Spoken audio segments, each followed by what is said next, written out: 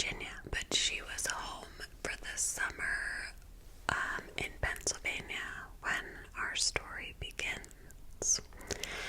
And this was going to be the last college summer, because in the fall she would start her last year of college and then be done.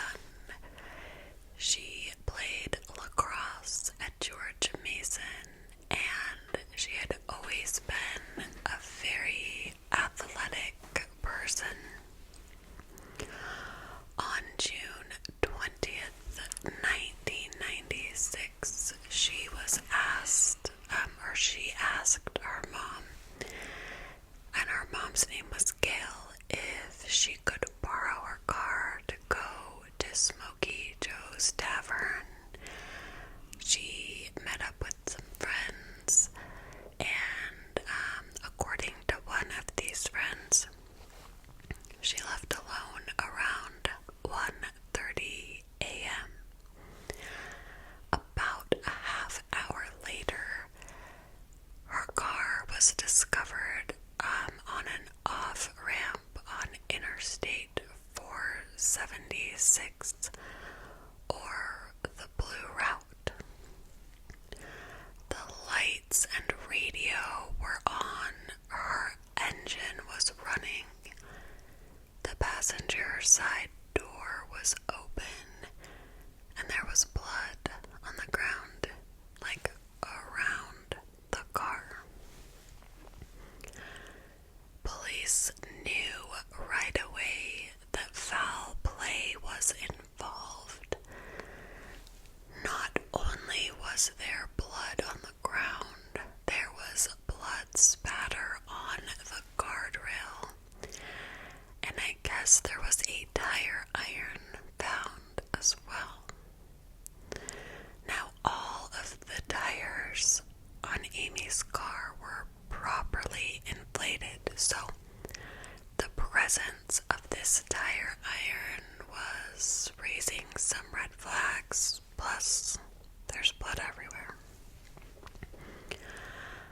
Police began trying to race the clock because it was kind of a stormy night and rain was expected, and they didn't want to lose any critical evidence to the rain. Photos were taken, and almost as soon as they finished photographing the crime scene, it just began to pour down rain. Amy's car was taken to the lab to be processed, and police started their investigation by tracking down the person to who the car was registered to, which was Amy's mom. So she got a call at 5:45 a.m. telling her that her car had been found abandoned. And when she told police that her daughter had been driving the car, they told her that Amie was presumed injured or dead due to the presence of blood at the scene. Amy's father was actually a police sergeant in a nearby town, so his training kicked in, and he began trying to figure out how he could help find his daughter. He said, quote, "You are always a father, but then again, you are always a cop. It's hard to divide the two because I wanted to solve it, but I was so concerned about her." End quote. As soon as the sun came up that next morning, a search of the area began, and they were searching the area where the car was abandoned.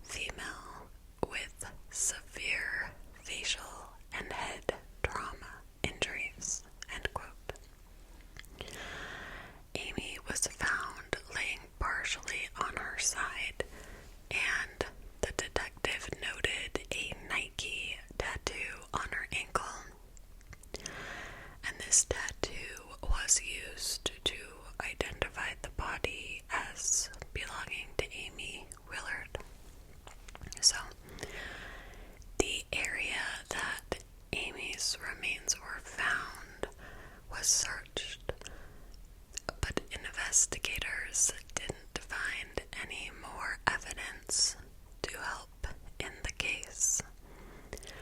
Amy's body was examined by the medical examiner, and then it was moved to the state lab so that an autopsy could be done. The cause of death was determined to be blunt force trauma to the head. The medical examiner found trauma to Amy's head, neck, and shoulders. There were also some burn marks on the side of Amy's body as well. And it was a very unusual pattern of burns. They were along the right side of her body, and they were X's that were inside of a square, encased in a square. The burns were photographed, but no one could initially tell what could have caused these burns. Semen was also found on Amy's body, and samples were taken to have DNA testing done. Now, they were able to extract one male DNA profile, but when they ran it through the database, there was no match. When the autopsy was finished, Amy's body was released to her family so that they could have funeral services. In the meantime, techs were combing through Amy's car, or the car Amie was driving when she went missing. Unfortunately, they were not able to find any unknown fingerprints or DNA, blood, hair, nothing. This indicated that their suspect had no direct contact with the car. Police believed Amie had gotten out of the car and somehow come into contact with the suspect outside, although no one knew exactly why she would pull over and get out of her car. The tires were all inflated, so she didn't have a flat tire. The engine was still running when police found her car, so it likely wasn't a mechanical trouble. But something had happened that prompted 22-year-old Amie to pull over and to get out of her car in the middle of the night. One of the theories that investigators kind of came up with was that Amie may have been pulled over. Another theory was that another car had been pulled off to the side of the road and she had stopped to help. So investigators began looking through other cases, trying to see if maybe there was a known suspect who liked to impersonate law enforcement or who had done so in the past. But a year went by and Amy's case still hadn't been solved. And while detectives hadn't forgotten her case or given up, they had new cases to work on, like that of Pat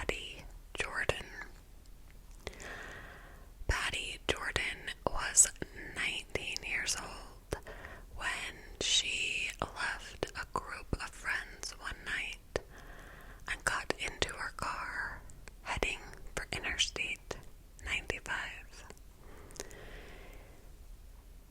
It was believed that she was followed from the club she had been at. Someone got into their car and followed her. As she was driving, she noticed a car following her. The car had its brights on, and it was like tailgating her. But there was no reason for this tailgating. The car could have gone around Patty. It's the middle of the night. There's no one else on the road. So Patty is nervous, and she changes lanes to let the car drive past her. And then she decides to just get off at the interstate when the car also changes lanes. So she pulls off, and at the bottom of the exit ramp, there's a red light. And she looks in her rearview mirror, and her heart sinks because the car is behind her. This car has also gotten off the exit ramp. And the driver of the car actually bumps into the back of Patty's car. And the man driving motions for her to pull over. She locked her doors and stayed inside her car. And after a minute, the driver just took off. Patty would tell A&E Cold Case, quote, "I was so scared. I knew this was just not right. So I got his plate, and I thought to myself, I'll let my dad take care of this," end quote. Now Patty did the right thing by locking her doors and refusing to get out of the car. She grew up with a father who was a police officer, so she knew what to do if she were ever in a situation like that. Patty just never thought she would actually end up in a situation like that. So she goes home and tells her dad what happened and gives him the license plate number that she had written down. He runs the plates and sees that the car is registered to a man who had gone to prison for homicide but was out on parole. Arthur Bomar had been convicted of second-degree murder in Nevada in 1978 and had served 11 years before he was released from prison. Patty's father, Jack Jordan, said, quote, "It was a paroled killer who was following my daughter for the length of time he did. He insisted that she pull over, and I just knew that there was something to this," end quote. So, his police instincts kicked in, and he began looking through cases where this guy may have done the same thing to another woman. And that was when he found Amie Willard's case. Now remember, Amy's father had also been a police officer, so there's not only the connection of two young women being targeted on interstates in the middle of the night, they were also both daughters of law enforcement officers. So, Sergeant Jordan goes to the Delaware County detectives to share his theory that this guy was was involved in Aimee Willard's murder. It seemed as if the exact same thing could have happened to Aimee, and this would have explained why she had pulled over. At the time, there was no major damage to the car that Aimee had been driving. But now that police have Patty's story, how the guy just bumped the car, didn't full on crash into it, it kind of explains what could have happened. Maybe this guy, the same guy, just bumped into Aimee's car. Not enough to damage it, but enough to get her to pull off to the side of the road and get out of the car. The detectives decided to go talk to the guy who the car was registered to, Arthur Bomar. So they begin looking for Arthur Bomar. They have his license plate and they want to question him or his license plate number. But they couldn't find him. They could not track him down until a woman called 911 to report a man breaking into her third floor apartment. When police arrived, they found Bomar, although he had originally given the name of Peter Thomas Love. When he was arrested, police found his keys in his pocket, and the keys belonged to a Honda Civic that was parked nearby. And this Honda, as it turned out, belonged to 25-year-old Maria Cabuenos, who had been missing for weeks. They noticed that the bumper of Maria's car had been scraped, and this raised red flags because the bumper of Amie Willard's car also had a little scrape on it. Arthur told police that he had been at a birthday party on the night Amie was murdered with this woman he was dating. But this woman did not corroborate his story. In fact, she said that she didn't see him at all that day. Arthur was seen that night, however, at Smokey's Tavern by several witnesses. So two detectives go in to question Arthur Bomar, and when they told him that he was being questioned about the murder of Amie Willard, he said to detectives, quote, "I want no part of that case. That is a death penalty case," end quote.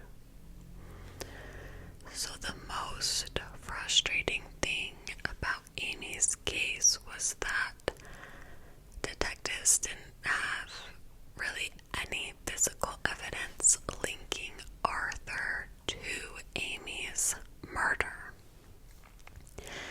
They were hoping to track down the car that Arthur was driving on the night that Amie had been murdered. They knew they had no physical evidence to put Arthur inside Amy's car, but they were hoping to find a physical evidence that placed Amie inside Arthur's car. Blood, like if they could find Amy's blood or his car. That was like the smoking gun they needed. It would really kind of tie the case up in a nice little package. So, when he was arrested for this attempted home invasion, he had taken his plates off his car and put them onto Maria's Honda. But that car, like the actual VIN number, wasn't registered to him. The plates on the car were registered to Arthur. They were in his name. And the vehicle was a 1993 Ford Escort. Police found that the Ford Escort had actually been in an accident in August of 1996, which was about 2 months after Aimee was killed. So police tracked down the garage, or like a salvage yard that it had been taken to, and they found out that the car was still there. So they had it moved to the Pennsylvania Police Crime Lab so that it could be searched. On the bottom, like underneath Arthur's car, was an oil pan with these very distinctive crosshatch markings. The same pattern of the burn marks that were located on the side of Aimee's body. The interior of the car, like they removed everything. And inside the passenger side door panel, investigators found some blood. The blood was collected and sent off for testing, and it was a match to Amie Willard. Police also had Arthur's DNA profile compared to the semen taken from Aimee's body, and it was also a match. Police believed that Aimee had left Smokey Joe's bar and was headed home, and as she got off the freeway at the bottom of the ramp, they believe Arthur bumped into her car with his car, the same way that he had bumped into Patty's car. But Aimee pulled over and got out. Then there was a struggle of some kind, and Aimee was hurt, and as she tried to get away from Arthur, she crawled underneath his car to try to protect herself so he couldn't hurt her. And this is how she sustained the burn marks on the right side of her body. They believe he grabbed her, drug her out from under the car, and shoved her into his car, and then took her to another location, a location police still have never found.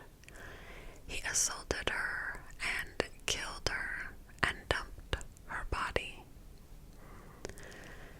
The murder trial of Amie Willard began, and the defense tried to spin a story and tell the jury about Arthur Beaumar's childhood and how he was neglected and had a very low IQ. During his trial, Arthur had many violent outbursts and even flipped off Aimee's family and told them to go F themselves. His Amie's family believed he was innocent, and at one point during the trial, they tried to fight news reporters outside the courthouse in his defense. But this defense and the family, whatever they were trying to do, wasn't enough to keep him from a conviction. And on September 20th, 1998, the murder trial of Aimee Willard wrapped up, and the case was handed over to the jury. And after just a few hours of deliberation, Arthur was found guilty and sentenced to death for the murder of Aimee Willard. Amie's father, Sergeant Paul Willard, said after the sentencing, quote, "If I could be the one who pushes the plunger, I would do it and have no compulsion about it. If it happens in my lifetime, I will be sitting there in the front row." End quote. Amie's mother also spoke to the press, and Gail said, quote, "Aimee isn't coming back.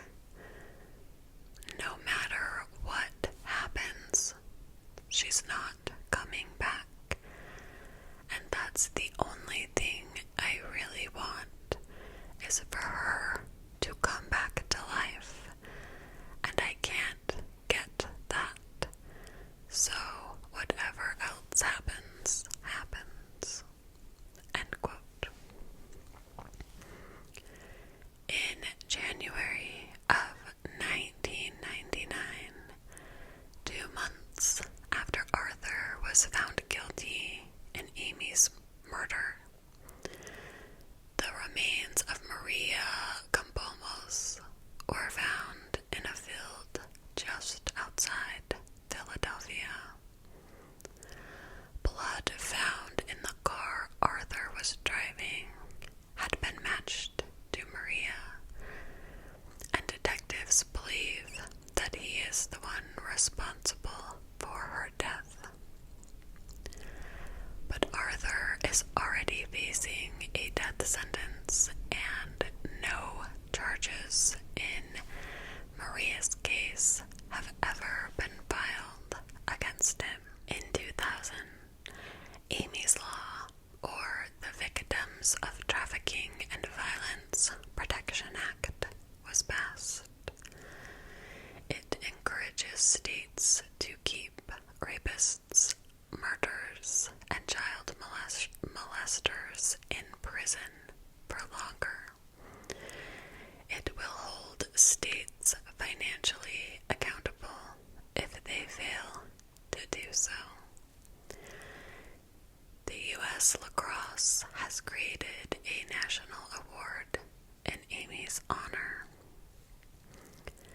In 2014, Arthur exhausted his appeals, and then 1 year later, in 2015, the governor declared a moratorium on the death penalty in Pennsylvania.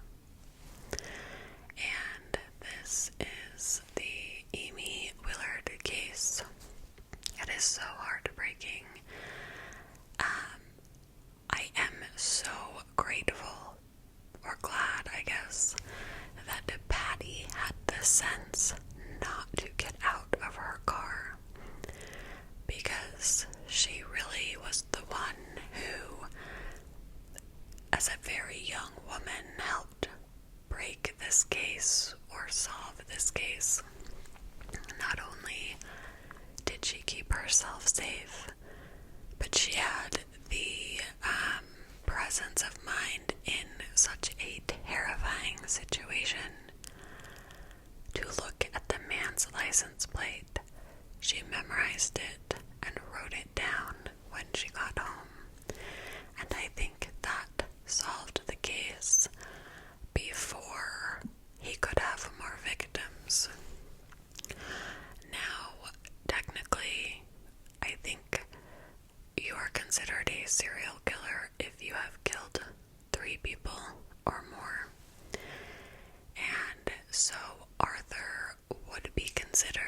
serial killer. He killed someone and was convicted and served 11 years. Then he killed Aimee, and he also killed Maria, although he's never been convicted of that. I believe there are probably more victims than just those 3, and I'm interested to know what the thinking is of not bringing charges against him in Maria's case. Yes, he has already been convicted and sentenced to death, but I feel like Maria still needs the justice of that as well. Anyway, thank you all so much for joining me for another true crime video, and I will see you soon. Please check out my Patreon. That is the best way to support this channel and to keep content coming on YouTube.